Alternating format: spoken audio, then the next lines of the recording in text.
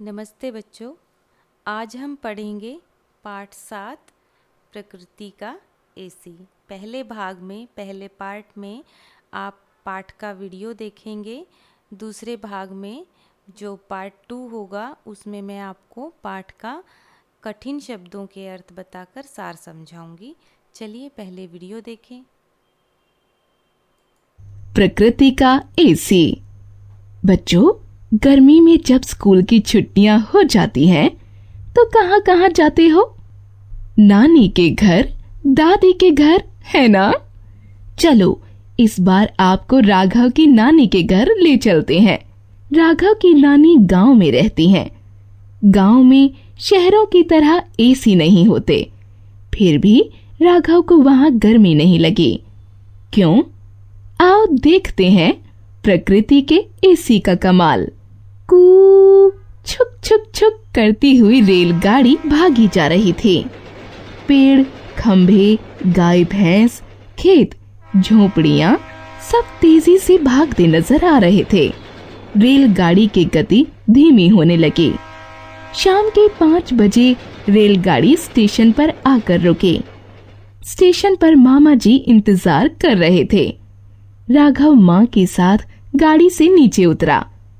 मामा जी ने माँ के हाथ से सूटकेस ले लिया और राघव का हाथ पकड़कर कार तक आए। सब कार में बैठकर चल दिए। कार खेतों के बीच बनी सड़क पर चल रही थी। राघव बोला, मामा जी, गाड़ी में एसी नहीं चल रहा है, फिर भी कितनी ठंडी हवा आ रही है। यह सुनकर माँ बोली, हाँ बेटा, गांव में इमारतें कम और हरियाली अधिक है, इसलिए यहाँ की हवा ठंडी होती है। नानी घर के बाहर खड़ी इंतजार कर रही थीं। राघव दौड़कर नानी से लिपट गया। सब घर के अंदर आ गए।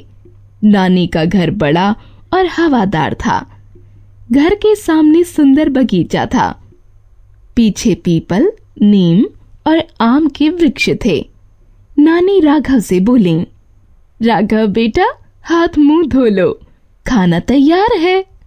राघव ने कहा, हाँ नानी, मुझे बहुत भूख लगी है। राघव ने आलू पूड़ी खाई। खाना खाकर उसे नींद आने लगी। राघव माँ के साथ कमरे में आ गया।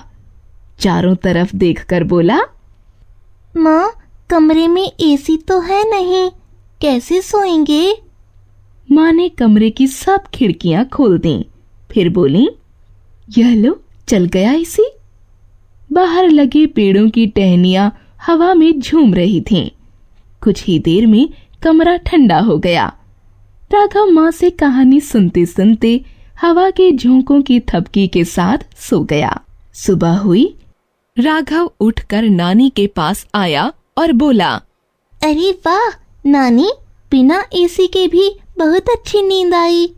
नानी हंसकर बोली, हाँ बेटा, घर के आसपास इतने पेड़ जो हैं, पेड़ों की घनी छाया सूर्य की गर्मी को रोक लेती है, जिससे घर की दीवारें गर्म नहीं हो पाती। यही कारण है कि घर ठंडा रहता है। शहरों में पेड़ों की कमी है, इसलिए वहां बिजली से चलने वाले एसी या कूलर लगाने पड़ते हैं। गांव में पेड़ ही एसी का काम करते हैं।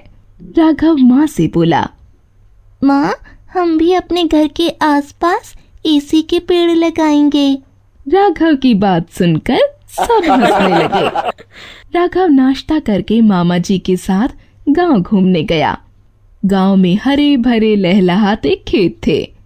बरगद के पेड़ की छाया में एक कुम्हार मिट्टी के बर्तन बना रहा था।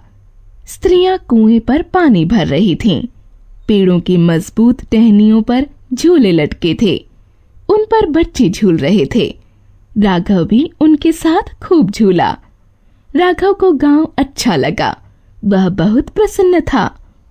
अब समझ आया बच्चों, हरे भरे पेड़ों के कारण ही गांवों की हवा इतनी ठंडी, ताजी और साफ होती है।